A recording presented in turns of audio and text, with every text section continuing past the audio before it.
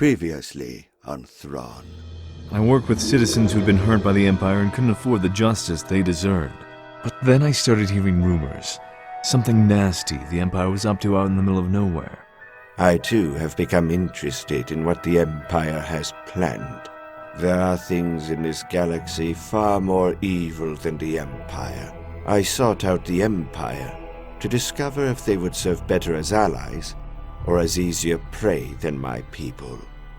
You are correct in that I asked you here because I wish to offer you a position.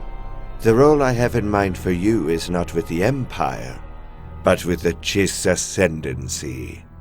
Perhaps we ultimately seek the same end, but we see vastly different roads to that end. I'm sorry. There you are, Pryce. And here I thought you'd be at the hospital.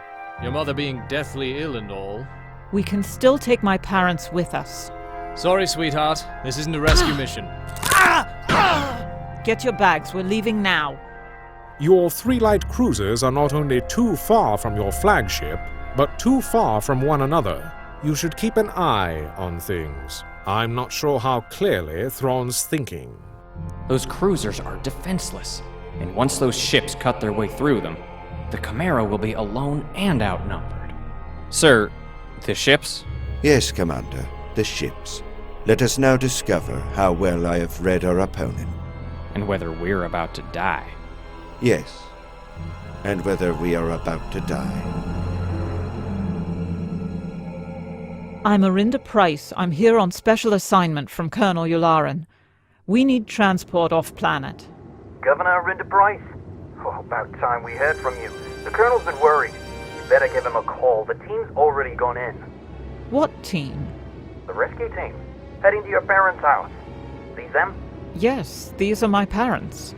Wasn't there supposed to be someone with you? We got separated.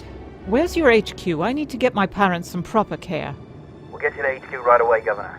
The rescue team can take the last transport out.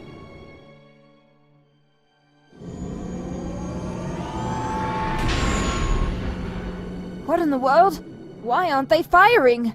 The attackers were never going to fire on defenseless cruisers, Commander Faro. Remember, we face Nightswan, the same man who insisted that the Dromedar's crew be held captive by pirates who wanted to kill them. You knew he would never order his forces to fire on ships that could not fire back. And now that they're drawn out, you'll send the cruisers away? So we can finally fight back? I am not sending them away. Patience, Commander.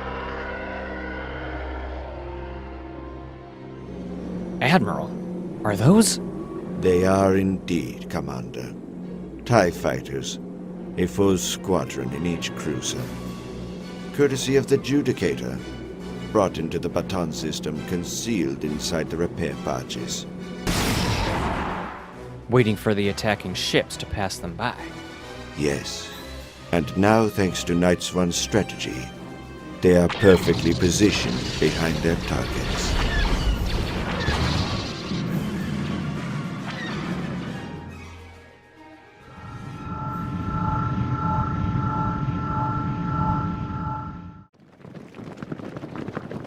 This is the Pryce residence.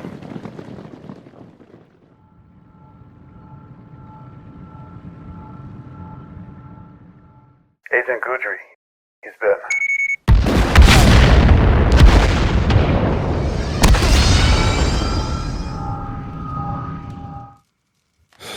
I saw some horrendous things during the Clone Wars. This ranks right up there with the worst of them. As you can see, the number of civilian deaths far exceeded the number of insurgents killed. Governor Pryce, you are the only one of us who was in Creekpath before it was destroyed. You do not know how the explosives came to be detonated before the planetary shield generator. I went to my parents' house to get them ready to leave. We waited there for Agent Gudry. He didn't return by the time we'd agreed on, so we left. I can only assume he was trapped by the insurgents. He must have triggered the charges rather than allow them to take him alive. The Senate has already ordered a full inquiry, but I doubt their investigation will find anything useful. The inner section of the complex where the explosions took place was reduced pretty much to dust. Your report, Colonel, said that the death of Nightswan was confirmed. Yes, sir. His body was found and identified in one of the outer areas, where the damage from the explosion was less severe. Overall, the Emperor is pleased with the outcome. Very pleased indeed. I expect he'll find a tangible way to show his thanks. Governor Pryce, a word with you in private, if I may. A question, Admiral? A statement, Governor. No. That's not how you bring an accusation against a powerful member of the Imperial government. For all your tactical skill, Admiral, you still don't know the first thing about dealing with politicians. Do I not? No. Your entire career has been one of military triumphs and political bumps. Every one of those bumps has required someone with political skill to get you out of it. You clearly suspect me of knowing more about what happened on Batonn. Fine, suspect away. But don't lose track of the fact that you need me. In what way? To smooth out your future political bumps. And trust me, there will be more bumps. You're a successful admiral. That makes you a target for people who want some of your power for themselves. People such as you? At least you've learned some political lessons. But no, I don't want to take your power away. I merely want to direct it along a line that will do us both the most good. The fact is, I have an insurgent situation on Lothal. I've had some discussions with Grand Moff Tarkin. He's not happy that our local rebels are hitting other places in the region. He wants me to find a solution. I think that solution is you. And the benefit of this assistance would be your political guidance. If that isn't valuable enough, consider the gain to your prestige from another victory or two.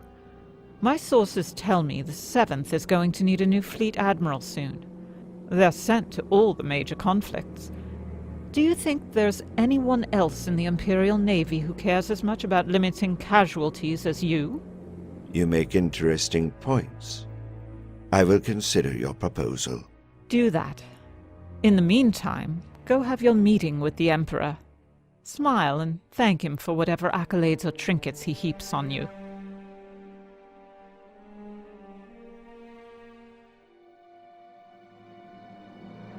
Congratulations, Grand Admiral. An excellent day for you. An excellent day for my empire. Though I fear many will not see it in that way. I will endeavor to set their hearts and minds at ease.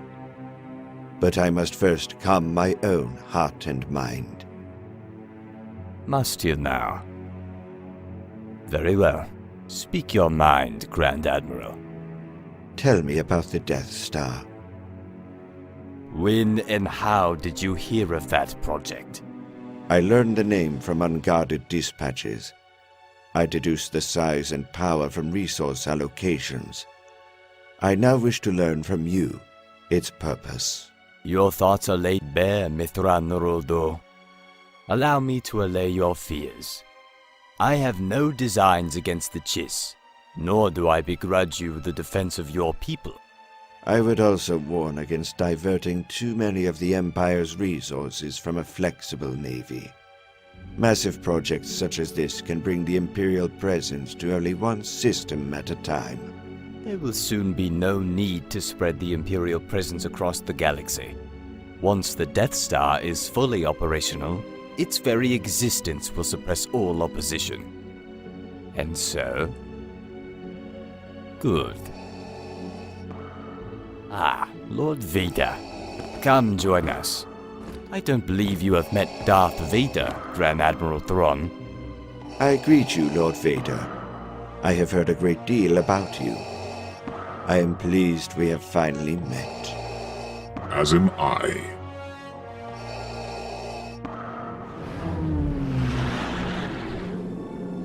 Ngonga agahlunofe alalani, wizomutu zokavukilezi chis.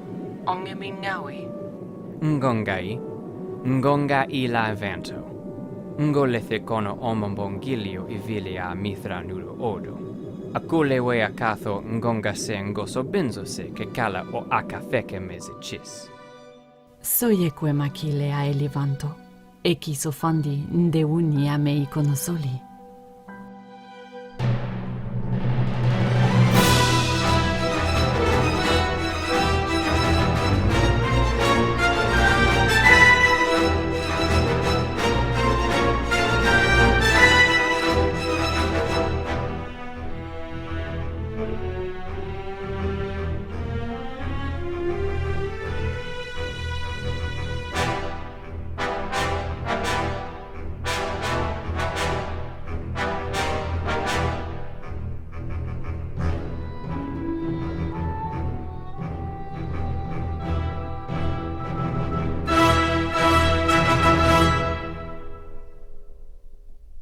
Grand Admiral Thrawn.